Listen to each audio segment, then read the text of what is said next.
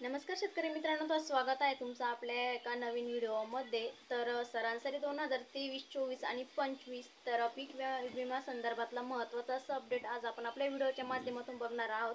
तर 2023चा जो काही पीक विमा होता तर तो 2024मध्ये वाटला गेलेला होता आणि 2024चा जो काही पीक विमा आहे तोही आता वाटण्यास सुरुवात झालेली आहे। परंतु अद्यापही असे शेतकरी आहे की त्या शेतकऱ्यांना पीक विम्याचं 1 रुपयाही वितरण झालेलं नाही आणि ज्या शेतकऱ्यांना थोडं का होईना झालेला आहे तर त्या शेतकऱ्यांना दुसराही टप्पा मंजूर झालेला आहे। तर तो दुसरा टप्पा कोणत्या जिल्ह्यामध्ये मंजूर झालेला आहे, त्याचबरोबर कोणत्या पिकासाठी हेक्टरी किती मिळणार आहे, तर त्याचं सविस्तर माहिती आज आपण आपल्या व्हिडिओच्या माध्यमातून बघणार आहोत। किंवा जे शेतकरी पीक विम्यापासून वंचित आहे तर त्या शेतकऱ्यांनी काय केल्याने ते पीक विम्यासाठी पात्र होतील याची सविस्तर माहिती आज आपण आपल्या व्हिडिओच्या माध्यमातून घेणार आहोत। त्यापूर्वी तुम्ही जर चॅनलवरती नवीन असाल तर असे शेतीविषयक नवनवीन व्हिडिओ बघण्यासाठी चॅनलला सबस्क्राईब करा, व्हिडिओ कुठे स्किप करू नका, जेणेकरून तुम्ही जर पीक विम्यापासून वंचित असाल तर काय केल्याने तुम्हाला हा पीक विमा मिळू शकतो किंवा तुमचं कोणत्या पिकाचं नुकसान झालेलं आहे तर त्या पिकासाठी तुम्हाला किती पीक विमा मिळू शकतो हेक्टरी याची सविस्तर माहिती आपण बघणार आहोत। तर शेतकरी मित्रांनो, सर्वात अगोदर कोणत्या पिकासाठी पीक विमा हा मंजूर झालेला आहे हे आपण बघणार आहोत। तर त्यामध्ये जवळपास सोयाबीन, कापूस, तूर, मूग, उडीद या सर्व पिकांसाठी जवळपास राज्यातील 34 जिल्ह्यांमध्ये 25% अग्रिमची जी काही अधिसूचना निर्गमित करण्यात आलेली होती जिल्हा अधिकाऱ्यांच्या माध्यमातून, परंतु आतापर्यंत बहुतांश शेतकरी पीक विम्यापासून पात्र असून सुद्धा वंचित आहे। तर त्यांना अग्रिमची रक्कम देखील देण्यात आलेली नाही। त्यामुळे राज्यातील ज्या शेतकऱ्यांना पीक विमा मिळालेला नाही त्या शेतकऱ्यांना येत्या 2 दिवसामध्ये त्यांच्या खात्यावरती हा पीक विमा जमा होण्यास सुरुवात केली जाणार आहे। आणि असेही शेतकरी आहे की कालपासून सुद्धा त्यांच्या खात्यावरती तुरळक का होईना जो काही पीक विमा आहे तो जमा करण्याची सुरुवात झालेली आहे। तर त्यामध्ये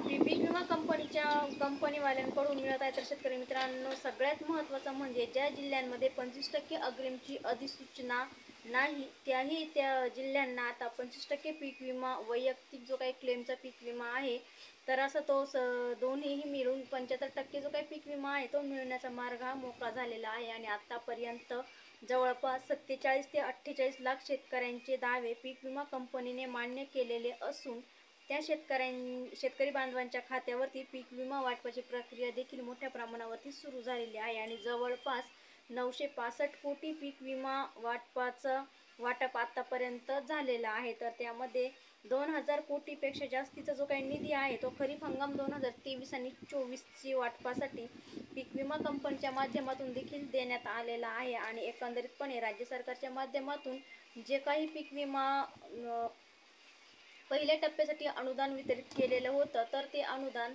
3050 कोटी रुपये पीक विमा कंपन्यांनी राज्य हिस्सा म्हणून अनुदान वितरित केलेलं होतं। तर त्यामध्ये एकंदरीतपणे खरीप हंगाम 2023 आणि 24च्या पीक विम्याकरिता राज्य सरकारचं अनुदान जवळपास 8000 कोटीपेक्षा जास्तीचं जे अनुदान आहे ते वितरित करण्याचा मार्ग हा मोकळा झालेला आहे। तर शेतकरी मित्रांनो, एकंदरीतपणे 25% अग्रिमचा जो काही पीक विम्याचा मार्ग आहे तो मोकळा झालेला आहे। तर त्यामध्ये राज्य सरकारच्या माध्यमातून 3050 कोटी रुपये आणि पीक विमा कंपन्यांना वितरण करण्यात आलेलं आहे। त्यामुळे पीक विम्याचे जे काही वाटप आहे ते जलद गतीने आता करण्यास सुरुवात झालेली आहे। तर उपमुख्यमंत्री यांच्या माध्यमातून सुद्धा असे निर्देश देण्यात आलेले आहे। तर मुख्यमंत्र्यांच्या माध्यमातून देखील जे काही शेतकरी आतापर्यंत पीक विम्यापासून वंचित होते तर त्या शेतकऱ्यांच्या खात्यावरती जो काही पीक विमा आहे त्याचं वितरण लवकरात लवकर करावं असे सुद्धा सांगण्यात आलेलं आहे। तर आता हा झाला 25% अग्रिमचा पीक विमा। तर आता उर्वरित जो काही 75% पीक विमा आहे तर तो मिळण्याकरिता जिल्ह्याची अंतिम आणेवारी ही 50 पैशापेक्षा कमी असणं गरजेचं आहे। तर ती आणि त्याचबरोबर ही आणेवारी येण्याकरता जवळपास 30 जूनपर्यंत वाट बघावी लागेल। परंतु ज्या ज्या जिल्ह्यांमध्ये दुष्काळ जाहीर करण्यात आलेला आहे त्या महसूल मंडळाला किंवा त्या जिल्ह्यांना अंतिम आणेवारी जी काही आहे त्या अंतिम आणेवारीची आवश्यकता नाही, कारण ऑलरेडी त्या जिल्ह्यामध्ये दुष्काळ जाहीर केलेला आहे। तर ती जी काही नुकसान भरपाई आहे दुष्काळग्रस्त शेतकऱ्यांना तर ती सुद्धा त्यांच्या खात्यावरती येत्या 2 ते 3 दिवसामध्ये वितरित केली जाणार आहे। तर शेतकरी मित्रांनो, राज्य सरकारच्या माध्यमातून दुष्काळ घोषित करण्यात आलेला आहे तर त्या शेतकऱ्यांसाठी 100% पीक विमा हा मिळण्याचा मार्ग येत्या 2 दिवसामध्ये वितरित केला जाणार आहे। तर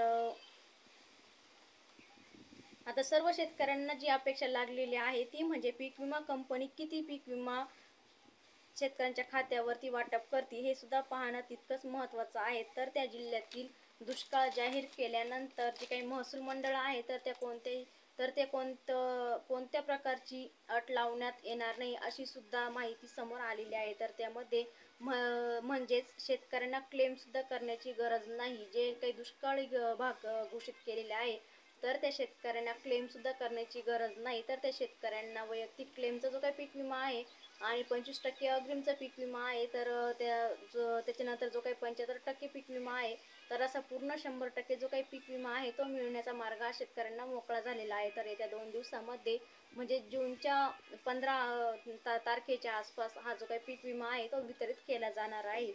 तर सरसकट पीक विमा मिळणाऱ्यांनी जवळपास 26 जिल्ह्यातील 1021 महसूल मंडळे व या अगोदरच्या 40 तालुक्यांमध्ये सरसकट पीक विमा मिळणार होता, तर तो सुद्धा आता वाटप चालू झालेली आहे. तर अशी माहिती सध्या देण्यात आलेली आहे. तर शेतकरी मित्रांनो, या व्हिडिओच्या माध्यमातून खरीप हंगाम 2024 आणि 23 जे काही पीक विमा संदर्भातलं महत्त्वाचं असं अपडेट आपण जाणून घेतलेलं आहे.